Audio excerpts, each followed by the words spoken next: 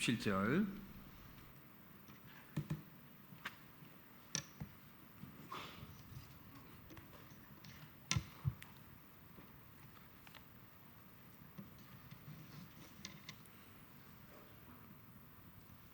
야고보서 1장 19절에서 27절 찾으신 줄 알고 교독하겠습니다.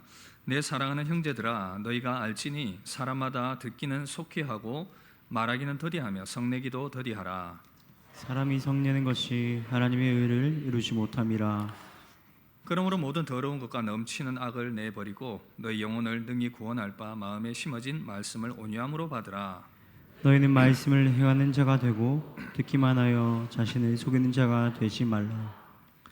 누구든지 말씀을 듣고 행하지 아니하면 그는 거울로 자기의 생긴 얼굴을 보는 사람과 같아서 제 자신을 보고 가서 그 모습이 어떠했는지를 곧 잊어버리거니와. 자유롭게 하는 온전한 율법을 들여다보고 있는 자는 듣고 잊어버린 자가 아니요 실천하는 자니 이 사람은 그 행하는 일에 복을 받으리라. 누구든지 스스로 경건하다 생각하며 자기 혀를 재갈 물리지 아니하고 자기 마음을 속이면 이 사람의 경건은 헛것이라. 함께 봅니다. 하나님 아버지 앞에서 정결하고 더러움이 없는 경건은 곧 고아와 과부를 그 환난 중에 돌보고 또 자기를 지켜 새 속에 물들지 아니하는 그것이니라. 아멘. 할렐루야. 오늘 야고보서 말씀으로 계속해서 하나님의 음성 듣도록 하겠습니다. 말씀에 대한 바른 자세라는 제목인데요, 어느 교회에서 말씀을 훈련을 받던 이 성도의 고백의 내용들을 좀 인용을 하면서 오늘 말씀을 좀 시작을 하려고 합니다. 6살 겨울 할머니 등에 업혀 굽이굽이 시골길을 따라 개척교회에 참석하여 교회가 어떤 곳인지 하나님 예수님이 어떤 분인지 모르면서 성탄절의 텔레비전 드라마와 영화에 나오는 애들처럼 선물이라는 걸 받고 싶어 출석하게 된 지도 40년이 넘었습니다. 사회에서 종교 조사란에 스스럼 없이 기독교, 크리스찬임을 숨기지는 않았습니다. 크리스찬 배우자와 같이 신앙생활을 하고 아들도 교회에 출석하고 있어서 겉으로 보기엔 가족 모두 하나님을 믿고 있었습니다. 그러나 나의 신앙의 깊이는 6살 교회 출석할 때와 비교해서 발전이 없었음을 반성합니다. 제대로 성경을 공부하지도 읽지도 않았고 무엇보다 예수님을 어떻게 나의 죄를 사하시고 구원하셨는지 깊이 있게 고민하지 않았으며 예수님과의 소통의 시간을 할애할 생각도 못했음을 회개합니다. 저는 이분의 이야기가 남의 이야기는 아닐 수 있다고 생각합니다. 실제로 오랜 세월 교회를 다녔지만 이런 믿음으로 나아가지 못하는 모습일 수가 있습니다. 또 한 이야기입니다. 어느 한 여집사님은 27년간 성가대를 지휘를 한 성악 전공자였습니다. 주일에 한 주도 빠진 적이 없는 신앙인이었습니다. 목사님께서 이분에게 질문을 하셨습니다. 집사님, 지금까지 살아오시면서 예수님을 인격적으로 영접해 본 적이 있으신가요? 집사님 스스로 죄인이라는 사실을 인정이 되시나요? 지금까지 깨끗하게 살아오신 것 같은데요. 잠시 침묵이 흐른 뒤에 이분이 말을 이었습니다. 목사님, 부끄럽지만 오늘은 솔직하게 말해야 할 것 같습니다. 27년 동안 신앙생활하며 주일을 한 번도 빠진 적이 없거든요. 그런데 예수님을 영접한 사실이 없는 것 같아요. 그리고는 솔직하게 예수님을 고백을 하고 영접을 했습니다. 이후에 신앙의 삶이 달라졌다고 합니다. 이분의 고백에 의하면 이제 앞자리에서 앉아 아멘도 자주 하고 눈물도 흘릴 줄 아는 그런 신앙인이 되었다, 그런 고백을 했습니다.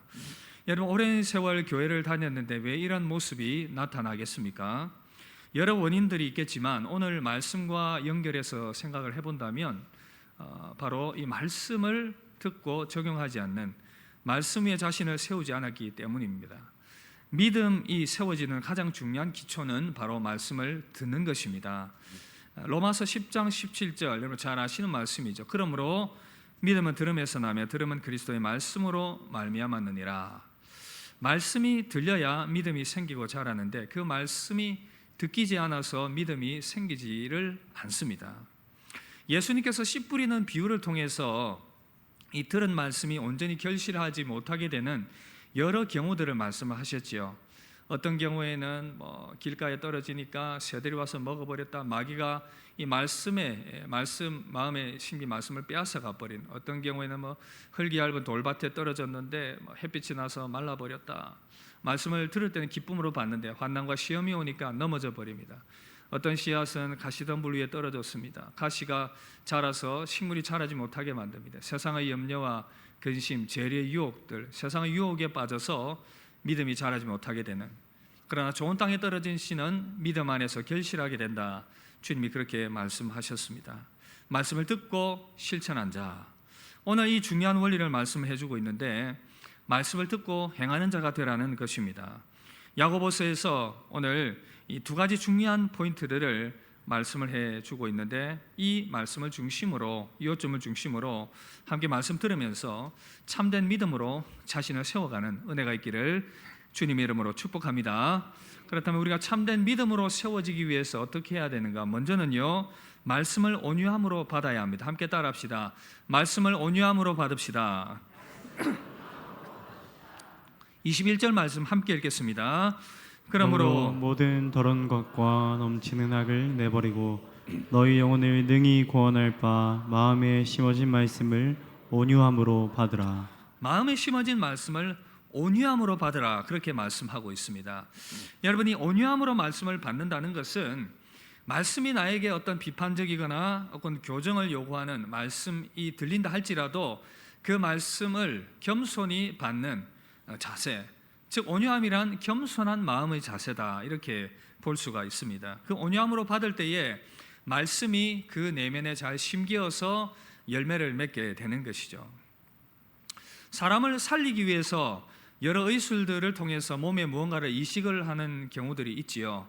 예를 들면 심박 조율기라든지 뼈를 고정하기 위해서 하는 금속판이라든지, 혹은 심장 스탠드도 있고, 심지어는 심장을 이식하는 그러한 수술도 하기도 합니다. 그렇게 이식된 외부의 그러한 이 물질들이 몸에 잘 조화롭게 이 상호 호환을 이루어야 사람이 건강을 회복할 수 있게 되고 생명을 살릴 수가 있게 되는 것이죠. 말씀도 그러합니다. 하나님의 말씀이 우리에게 잘 심겨져야 됩니다. 잘 이식이 되어져야 되겠죠. 그런데 어떤 영혼은 이 말씀을 받으면서 부작용이 일어나요. 내 안에서 말씀을 받는 순간 이 호환이 되지 않습니다. 잘 이식이 안 되는 것이죠. 그로 말미암아 내면에서 부작용들이 일어나서 그 말씀이 내게 유익이 되지 않고 그 말씀으로 말미암아 생명과 은혜의 역사가 나타나지 않는 것입니다. 이제 튕겨져 나가버리는 것입니다.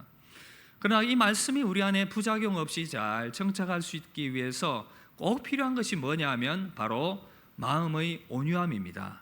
이 온유한 자세가 있을 때에 마음이 말씀이 잘 심겨지게 된다, 그 말입니다. 바울이 데살로니가 교회 성도들을 칭찬하지 않았습니까? 바로 이 부분입니다. 성도들이 하나님의 말씀을 받을 때에 바울의 인간적인 말로도 받지 않았고 단지 쓰여진 글로도 받지 않았습니다. 하나님의 말씀으로 받았습니다. 그 결과 어떤 일이 일어났습니까? 데살로니가전서 2장 13절 이 말씀 함께 읽읍시다. 이러므로 우리가 하나님께 끊임없이 감사함은 너희가 우리에게 들은 바 하나님의 말씀을 받을 때에 사람의 말로 받지 아니하고 하나님의 말씀으로 받음이니 진실로 그러하도다. 이 말씀이 또한 너희 믿는 자 가운데서 역사하느니라. 여러분, 말씀을 받을 때에 이 말씀을 하나님의 말씀으로 알고 온유하게 받게 되면 이 말씀이 여러분들을 살리게 될 줄 믿습니다. 여러분들을 변화로 이끌어가게 될 줄 믿습니다. 이런 온유함으로 말씀을 받아서 그 말씀이 여러분들을 살리는 역사가 나타나게 되길 주의 이름으로 축복합니다. 여러분, 그런데 이 온유함으로 말씀을 받지 못하는 마음의 상태의 사람들이 있는데 바로 자기 말이 많은 사람, 분이 많은 사람입니다. 19절 우리 함께 읽읍시다. 내 사랑하는 형제들아, 너희가 알지니 사람마다 듣기는 속히 하고 말하기는 더디하며 성내기도 더디하라. 온유함으로 말씀을 받지 못하는 이 부류가 있는데 바로 말이 많은 사람들, 자기 말이 많은 사람들입니다. 여러분 생각해 보십시오. 자기의 주장과 생각과 말이 많으면 다른 사람의 말을 들을 기회가 없습니다. 자기 주장이 강하다는 것이죠. 그리고 또 화가 나 있는 상태에서는 절대 상대방의 말을 들을 수가 없습니다. 화가 나 있는데 어떻게 사람들의 말이 자기 귀에 들릴 수가 있겠습니까? 여러분, 하나님과의 관계 가운데서도 동일하게 적용이 되는데 하나님을 향해서 우리가 자꾸만 우리 말을 하고 하나님의 말씀에 귀를 기울이려고 하지 않고 자기 주장이 강하면 하나님이 말씀하시고자 해도 들을 수가 없어요. 그러다 보니 자기 마음대로 막 살아가다가 또 뜻대로 되지 않으면 이제 하나님을 향하여서 분노하는 것입니다. 화를 내는 것입니다. 그러면 이 사람은 하나님의 말씀을 들을 기회를 전혀 가지지 못하게 된다는 것입니다. 여러분, 이렇게 말씀을 듣지 못하면 누가 손해보겠습니까? 결국은 내가 손해보는 것이죠. 말씀이 살리고 말씀이 나에게 생명을 주고 그 말씀이 하나님의 은혜를 부어주는데 우리의 삶을 이끌어가고 우리를 붙드는데 이 말씀이 들리지 않으면 결국 손해보는 것은 나라는 것이죠. 이 손해를 본 대표적인 사람들, 이스라엘 백성들 아닙니까? 이스라엘 백성들이 하나님의 말씀을 들을 때에 제대로 듣지 않았고 그 말씀을 받지 않았습니다. 그랬더니 히브리서 4장 2절 보시면 함께 읽겠습니다. 그들과 같이 우리도 복음을 전함을 받은 자이나 들은 바 그 말씀이 그들에게 유익하지 못한 것은 듣는 자가 믿음과 결부시키지 아니함이라. 말씀을 듣는데 이 말씀을 믿음과 결부시키지 않았다 그 말입니다. 제대로 듣지 않았고 믿음과 결부시키지 않으니까 이 말씀이 전혀 그들에게 유익이 되지 않았다. 여러분, 우리도 그렇지 않겠습니까? 이 말씀이 저와 여러분들에게 유익이 되고 살리는 말씀이 되어야 될 줄 믿습니다. 그러기 위해서는 여러분 내 주장과 내 말을 줄이시길 바랍니다. 그래서 온유한 심령으로 하나님의 말씀 앞에 서고 그 말씀을 경청하는 그러한 모습이 될 때에 그 말씀이 우리를 살리고 우리를 새롭게 하고 우리를 거룩하게 하고 우리를 은혜 가운데 이끌어갈 줄 믿습니다. 그런 온유함으로 하나님 말씀 받아서 말씀이 여러분들에게 유익이 되는 역사가 나타나게 되기를 주의 이름으로 축복합니다. 여러분, 그런데 또 한 가지 더 듣는 것으로 머물러서는 안 되고 이제 한 단계 더 나아가서 어떻게 하라고요? 함께 따라합시다. 말씀을 행하는 자가 됩시다. 말씀을 행하는 자가 되어야 된다 그 말입니다. 말씀을 들었는데 행하지 않는 자는 어떤 자라고 말합니까? 바로 자신을 속이는 자다. 22절 보시면 너희는 말씀을 행하는 자가 되고 듣기만 하여 자신을 속이는 자가 되지 말라. 여러분, 말씀을 듣고 행하지 않으면 자기를 속이는 자라고 말합니다. 말씀을 행하지 않는 이유가 무엇인가? 다시 한 번 더 돌아가 보면 결국은 이 경청의 자세, 첫 단추부터 잘못 끼워졌기 때문에 그렇습니다. 그저 듣기만 하는 것입니다. 단지 들었다. 그래서 영어 성경에도 보니까 그냥 단지 들었다, merely listen, 단순히 그냥 듣고 흘려버렸다 그 말입니다. 흔히 이제 속된 표현으로 말을 귓등으로 들었다 그 말인 것이죠. 이렇게 말을 귓등으로 듣고 행하지 않는 사람은 어떤 사람과 같은가? 23절 24절 함께 읽읍시다. 누구든지 말씀을 듣고 행하지 아니하면 그는 거울로 자기의 생긴 얼굴을 보는 사람과 같아서 제 자신을 보고 가서 그 모습이 어떠했는지를 곧 잊어버리거니와. 여러분, 말씀을 대충 듣고 행하지 않는 사람, 그리고 말씀을 이 귀로만 듣고 마음으로 새겨서 행하지 않는 그 사람은 거울을 보는 사람과 같다. 이 사람은 어떤 사람이냐 하면 여러분들 아마 아침에 오늘도 오면서 거울을 보고 오셨을 텐데 거울을 딱 보니 내 얼굴에 무엇이 묻었습니다. 그러면 어떻게 하죠? 닦습니다. 그죠? 닦아야 되고 잘못된 부분은 정비를 합니다. 그런데 어떤 사람은 거울을 보고 묻었네? 그러면서 돌아서서 다시 가버립니다. 그래서 이제 교회로 온 거예요. 옆 사람 얼굴 한번 쳐다봅시다. 뭐 묻은 거 없는지 한번 봐주십시오. 깨끗하십니까? 거울을 잘 보고 정비를 잘 하셨다는 그 말입니다. 그런데 거울을 보고 묻었는데도 아무런 조치를 하지 않고 와서는 잊어버립니다. 이 사람이 말씀을 듣고 행하지 않는 사람의 모습이다. 하나님의 말씀이 내가 성경을 읽을 때에 또 주일날 강단에 선포되는 그 말씀을 통해서 내 얼굴에 무엇이 묻었는지를 알려줍니다. 그런데 얼굴에 묻었구나 생각을 하고 닦을 생각을 하지 않습니다. 그리고 돌아서서는 잊어버립니다. 이 사람이 말씀을 듣고 행하지 않는 사람의 모습이다. 지금 우리에게 그렇게 알려주고 있다는 사실입니다. 여러분, 특별히 오늘 말씀과 연결해서 생각해 본다면 이 자기 말과 혀를 돌아보지 않는 그런 사람들에게 강하게 이 말씀이 적용이 될 것입니다.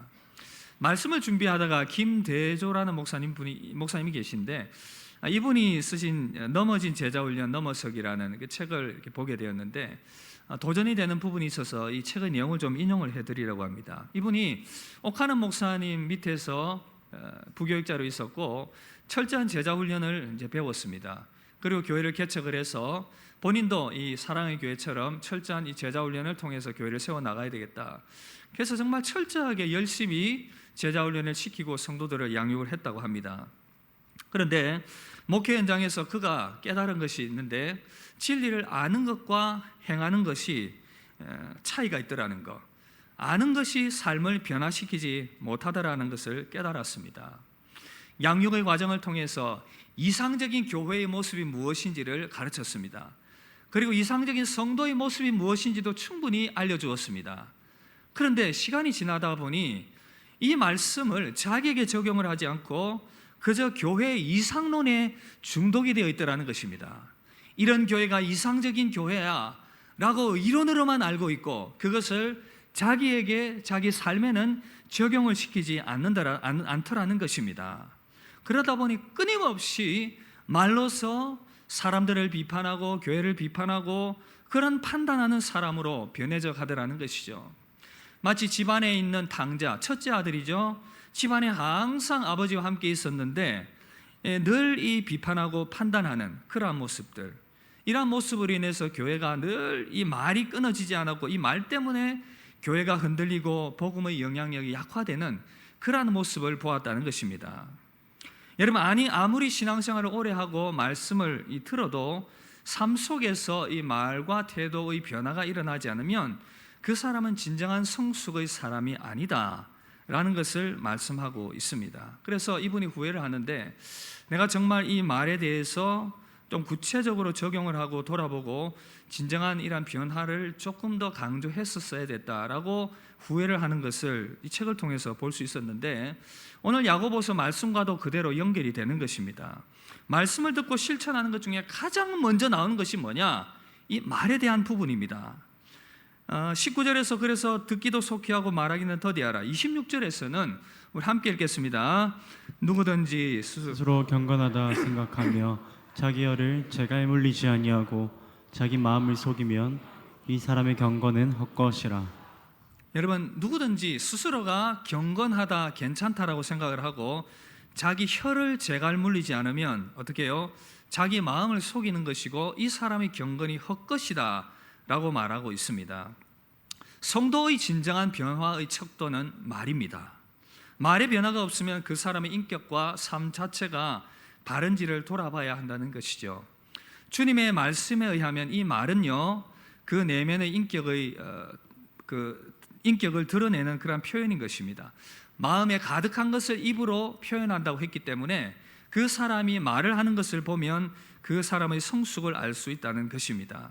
입을 열면 상대방을 대놓고 비난하고 은근히 비난하고 결국은 이 모든 비난의 이유는 자기의 때문입니다. 나는 헌신적이고 의롭고 나는 믿음이 좋은 사람인데 다른 사람은 그렇지 못하다는 것입니다. 입을 열면 거친 말들이 쏟아져 나오는데 결국은 이 자기의, 나는 옳고 다른 사람은 그러다, 나는 괜찮은 사람이다 라는 이 자기의라는 우상이 깨어지지 않으면 말의 변화는 결코 일어나지 않는다는 것입니다. 나름 기도도 많이 하고 성경도 많이 보고 전도도 열심히 하고 봉사일을 하지만 자기 혀를 재갈 물리지 않으면 이 사람의 경건은 오늘 말씀에 의하면 헛것이다 라고 말하고 있습니다. 그러므로 진정한 변화를 가져오기 위해서는 이 말이 변화되어야 됩니다. 누가 참된 믿음을 가진 사람인가, 경건한 사람인가, 척도는 말입니다. 하나님께서 이 야고보서를 통해서 우리에게 이것을 강조해주고 있습니다. 이사야 6장에 보면 이사야가 성전에서 하나님의 거룩하신 임재하심을 경험하게 되었습니다. 그가 하나님의 거룩하심 앞에 섰을 때에 가장 먼저 발견되었던 것은 자기 입술의 죄지요. 그래서 뭐라고 고백합니까? 화로다 나여 망하게 되었도다. 나는 입술이 부정한 사람이요, 나는 입술이 부정한 중에 백성 중에 거주하면서 만군의 여호와이신 왕을 배웠음이로다.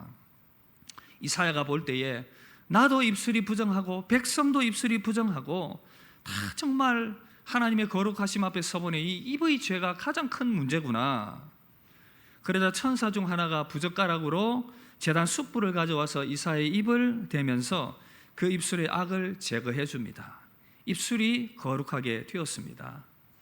여러분, 입술의 죄 정결해 줘야 합니다. 그래야 하나님께서 그를 참 경건의 사람으로 받으십니다. 모든 더러움과 죄가 정결하게 될 때에 진짜 교인으로 세워지게 됩니다. 여러분, 여기서 필요한 것이 뭐냐면 결국은 자기를 진정으로 냉정하게 돌아보는 것입니다. 가슴 아프더라도 내가 참 이 입술의 죄가 만만치 않구나. 이것을 볼 줄 아는 자가 복된 자이고 이것을 깨닫는 자가 소망이 있는 줄 믿습니다. 그러나 사람들은 연약해서 이 자기 죄를 볼 줄 몰라요. 자기 입술의 죄가 얼마나 추한지를 잘 모릅니다. 여러분, 다윗을 볼까요? 지난 시간에도 제가 다윗을 얘기했는데 오늘은 이 다윗의 굳은 마음의 상태에 대해서 좀 초점을 맞춰보려고 합니다. 다윗이 우리아 안에 이 바세바를 취했습니다. 그리고 그 우리아를 전쟁 일선에 보내어서 죽게 만들었습니다. 참 악한 죄를 저질렀는데 다윗은 거기에 대해서 감각이 없습니다. 시간이 흘렀고 하나님께서 이것을 악하게 보셨고 나단 선지자를 보내어서 다윗을 책망합니다. 이 나단 선지자가 이제 둘러서 이 다윗의 죄를 책망하는데 이제 이런 내용이죠. 한 성읍에 두 사람이 살고 있었는데 한 사람은 굉장히 부자고 한 사람은 가난한 사람이었습니다. 이 부자는 양과 소가 너무나도 많이 있었고 가난한 사람은 암양 새끼 한 마리밖에 없었습니다. 이 암양 새끼가 너무 소중하고 귀해서 이 가난한 사람은 자기 딸처럼 여기면서 귀하게 여겼는데 어느 날 이 부잣집에 한 손님이 찾아왔습니다. 이 부자가 이 손님을 대접하기 위해서 자기 집에 있는 많은 그러한 이 소와 양은 그대로 놔두고 가난한 사람의 그 암양 새끼를 빼앗아서 잡아서 손님의 식사 대접을 한 것입니다. 다윗이 이 이야기를 듣고는 발끈합니다. 어떻게 그런 인간이 있냐고. 아니, 그렇게 행한 이 인간 용서해서는 안 된다고 소리를 쳤습니다. 그러자 나단 선지자가 말합니다. 당신이 바로 그 사람이라고. 하나님께서 말씀하셨다고. 어떻게 그렇게 하나님의 말씀을 업신여기고 햇사람 우리아의 아내를 취하고 그 우리아까지 죽였냐고 이렇게 책망을 했습니다. 여러분, 이 대목에서 여러분들은 어떤 생각이 듭니까? 다윗과 같은 위대한 믿음의 사람도 자기 죄를 보는 데는 너무나도 무감각하더라는 사실입니다. 자기가 잘못되었다는 것을 전혀 깨닫지를 못합니다.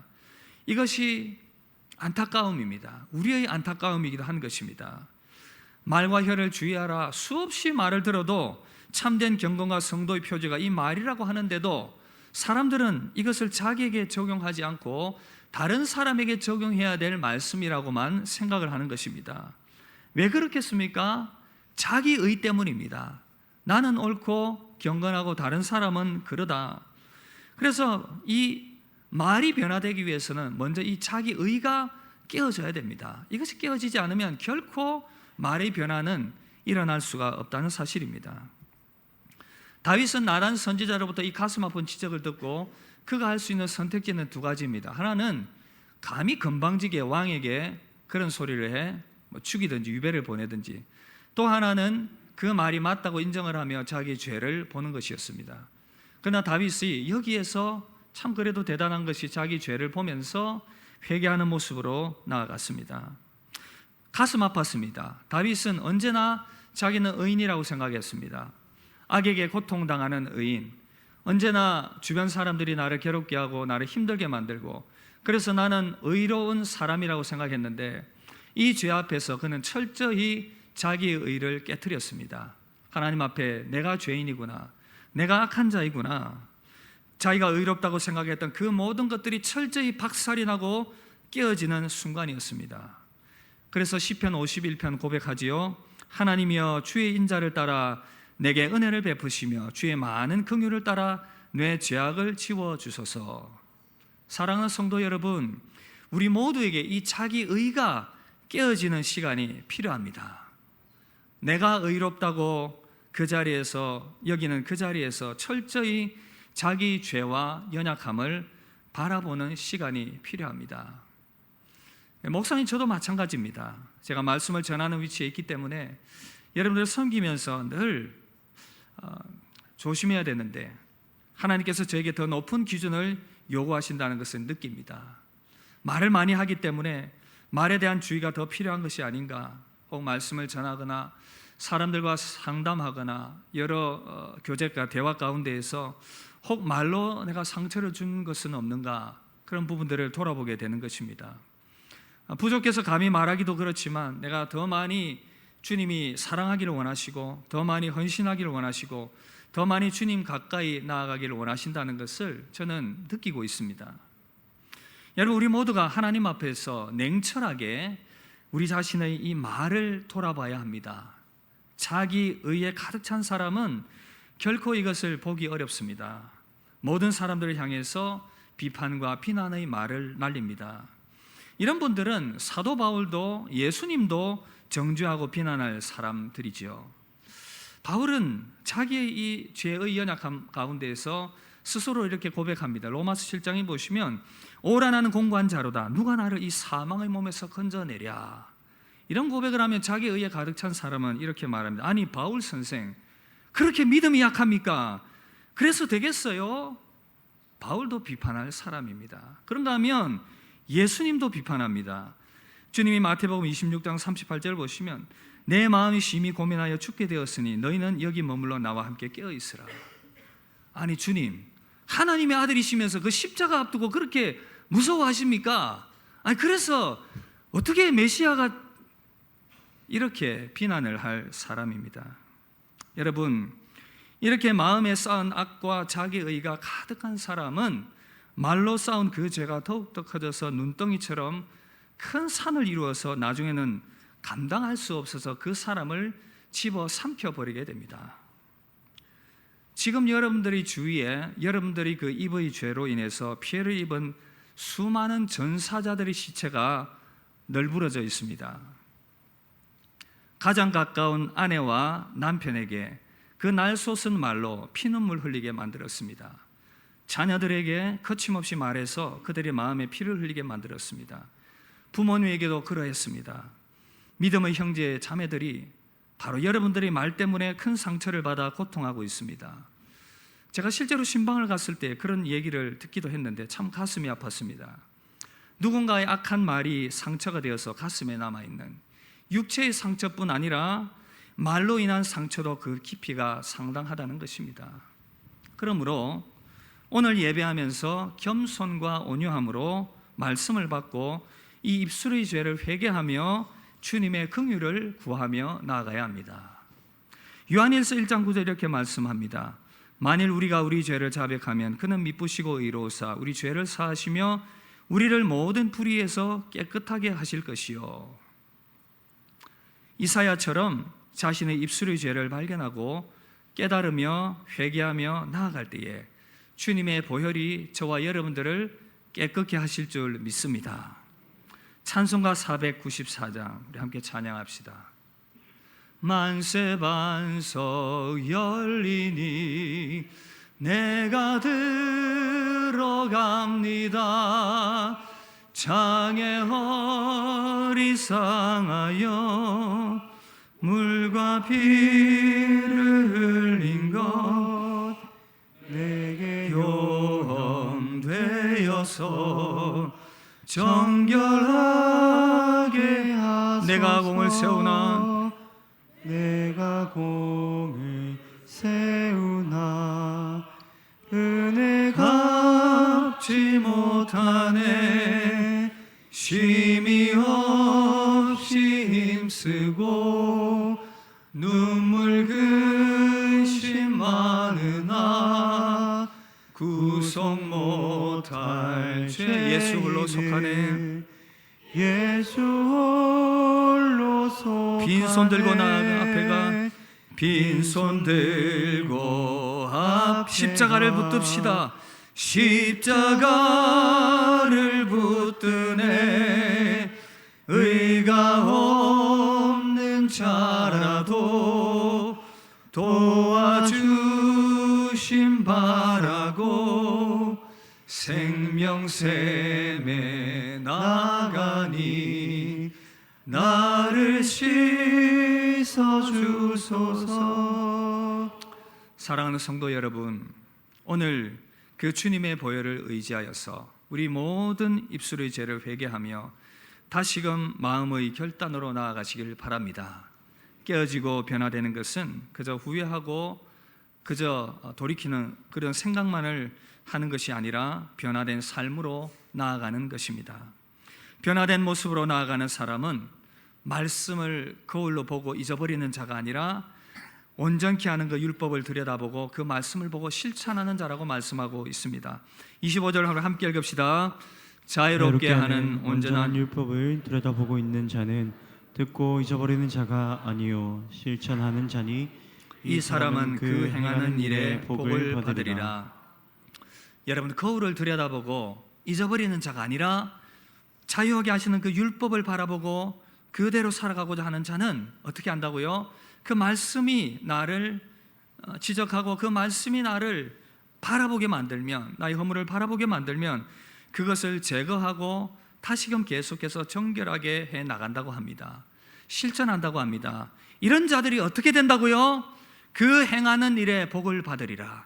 그 행하는 일에 복을 받으리라. 왜 행하는 일에 복을 받겠습니까? 말씀대로 행하는 자의 그 삶의 걸음을 하나님께서 지켜보고 계시기 때문입니다. 그 말씀 붙들고 변화를 일으키려고 하는 그 몸부림들을 하나님이 지켜보고 계시기 때문에, 그 모습들이 아름답기 때문에 하나님께서 그 삶에 복을 주신다, 그 말입니다. 시편 1편 보시면 복 있는 사람에 대해서 말씀하고 있지요. 악인의 꾀를 따르지 않고 죄인의 길에 서지 않고 오만한 자의 자리에 앉지 않고 오직 말씀을 묵상하고 그 말씀을 주야로 묵상하고 그 말씀을 행하는 자다. 이런 사람들이 철을 따라 열매를 맺고 그 잎사귀가 마르지 않고 모든 하는 일이 다 형통할 것이다. 하나님께서 정말 그런 자들을 축복하지 않고 누구를 축복하겠습니까?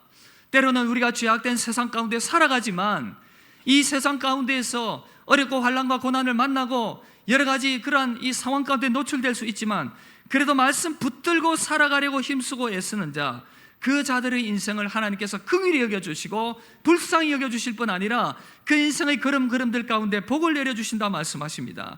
그 가운데서 피할 길도 열어주시고 대로를 열어주시고 형통함의 길로 이끄신다, 그렇게 말씀하고 있습니다. 예레미야 17장 7절 8절 우리 함께 읽읍시다. 그러나 무릇 여호와를 의지하며 여호와를 의뢰하는 그 사람은 복을 받을 것이라. 그는 물가에 심어진 나무가 그 뿌리를 강변에 뻗치고 더위가 올라올지라도 두려워하지 아니하며 그 잎이 청청하며 그 가문의 해도 걱정이 없고 결실이 그치지 아니함 같으리라. 아멘. 여러분, 인생에 일어나고 있는 많은 문제들 무슨 이유인지 알 수 없지만 어쩌면 우리가 여전히 아직 회개하지 않은 이 입의 죄 때문에 우리 인생의 문제가 해결되지 않는 것은 아닌가? 여전히 해결되지 않은 내 이 입술의 이 죄악 때문에 하나님께서 내 인생에 새로운 길들을 이뤄가지 않는 것은 아닌가?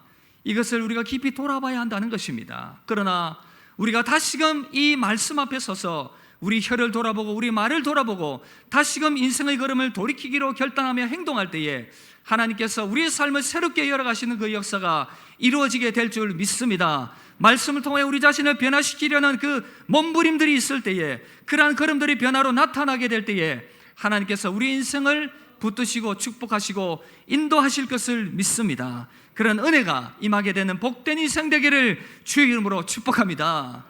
이 말씀 마무리하겠습니다. 여러분, 오늘 말씀은 우리에게 정말 참된 믿음, 바른 믿음으로 세워지는 것이 무엇인지, 그 방법이 무엇인지 분명하게 말씀해 주고 있어요. 말씀을 기등으로 듣지 마라. 온유함으로 겸손함으로 그 말씀을 받으라. 그리고 그 말씀을 행하라. 그러면 너희 인생에 하나님께서 복을 내려주실 것이다. 특별히 오늘 말씀에서 이 말의 행함에 있어서 주의를 기울이고 다시금 이 말의 행함에 있어서 변화를 가져오라고, 가장 먼저 일어나야 될 변화가 말이라고 말씀하고 있으니 이 말씀을 다시 한 번 더 우리가 진지하게 받고 적용하며 복된 믿음의 자리 가운데 나아가시고 하나님의 은혜의 복의 자리에 나아가게 되는 저와 여러분들 되시기를 주님의 이름으로 축복합니다. 우리 받은 말씀 생각하며 함께 찬양합시다. 주님 말씀 앞에 내가 다시 한 번 더 경외함으로 서기를 원합니다. 나를 변화시켜 주시옵소서. 나의 입술을 변화시켜 주시옵소서. 우리 함께 찬양하며 나아갑시다. 말씀 앞에서 말씀 앞에서 경외함으로 주께 홀로 섭니다. 생명의 말씀 읽고 순종해 주를 예배합니다. 기록된 말씀 이미 진리로 우리를 거룩하게 하실 서서 진리로 우리 거룩해 하며 거룩한 말씀 세세 영원히 복음이 되어 말씀하시네. 하나님 말씀에 두려워 떠는 자, 그 말씀에 생명을 거는 자, 그 말씀에 생명을 거는 자, 한 사람 찾으시는 주님의 약속을 믿어. 하나님 말씀에 운명을 거는 자, 순종하며 주 따라가는 자, 영원한 하나님 나라 일어날 주의 교회여 일어나라. 사랑하는 성도 여러분, 살아계신 하나님께서는 그분의 살아계신 말씀으로 그의 백성들을 다스리며 이 세상을 운행해 나가고 계십니다. 그 하나님의 말씀은 살아있는 말씀입니다. 이 말씀을 어떻게 받느냐가 우리의 영혼과 우리의 삶이 어떻게 될지 좌우가 되는 것입니다. 오늘 받았던 말씀 다시 한번 꼭 기억합시다. 하나님, 나를 살리는 이 말씀 되기 위하여 온유와 겸손함으로 이 말씀 받게 하여 주옵소서. 말씀을 듣는 자가 아니라 행하는 자로 나를 세워 주옵소서. 특별히 오늘 말 가운데 하나님 주의를 기울이게 하시고 이 말의 지혜로 하나님께서 다시금 나를 새롭게 하여 주옵소서. 말이 모든 죄악과 모든 추악함들 회개하게 하시고 이 모든 연약함들 가운데 주님 나를 정결하게 하시며 이 말의 변화로부터 나의 경건이 새롭게 시작되게 하여 주옵소서. 우리 받은 말씀 생각하며 우리 합심하여 기도하며 나아가도록 하겠습니다. 기도하겠습니다. 하나님 아버지 감사합니다. 주께서 오늘도 우리 가운데 주시는 주님의 음성 듣습니다. 오 주님, 우리를 불쌍히 여겨 주옵소서. 이 말씀이 우리를 살리고 우리를 새롭게 하는데 우리가 말씀 앞에 철저히 우리 자신을 세우지 않았던 모든 연약함들을 용서하여 주시옵소서. 주 예수님, 말씀이 나를 살림을 믿습니다. 이 말씀을 받는 나의 태도와 자세를 주님 앞에서 다시금 새롭게 하기를 원합니다. 오 주 예수님, 온유와 겸손으로 이 말씀을 받게 하여 주시옵소서. 주님 앞에 철저하게 나 자신이 낮아지게 하시고 혀를 주의하게 하여 주옵소서. 하나님이여, 이 말의 주의를 기울이게 하여 주옵시며 말로 말미암아 주변에 상처를 주고 아픔을 안겨주었던 모든 추악함들과 연약함들 주여 용서하여 주옵소서. 이 말의 재갈을 물리게 하여 주옵시고 혀의 재갈을 물리게 하시며 하나님의 이 말의 변화를 통하여서 가정을 살리고 공동체를 살리고 주변 사람들을 살릴 수 있도록 하나님 인도하여 주시옵소서. 하나님의 말의 행함 가운데 나갈 수 있도록 주여 우리를 붙들어 주옵시고 인도하여 주옵소서. 하나님이여, 주님 앞에 회개하며 나아갑니다. 우리의 추악한 입술의 죄를 용서하여 주옵시고 주님 앞에 다시금 거룩함으로 우리 자신을 세워갈 수 있도록 하나님 인도하여 우리를 돌이켜 용서하여 경건으로 주옵소서. 나아갈 주의 수 보혈로 깨끗이 씻어 주옵소서. 있도록 거룩하게 하여 주시옵소서. 주옵소서. 하나님 인도해 주옵소서. 사랑의 하나님, 그렇습니다. 우리가 참된 믿음을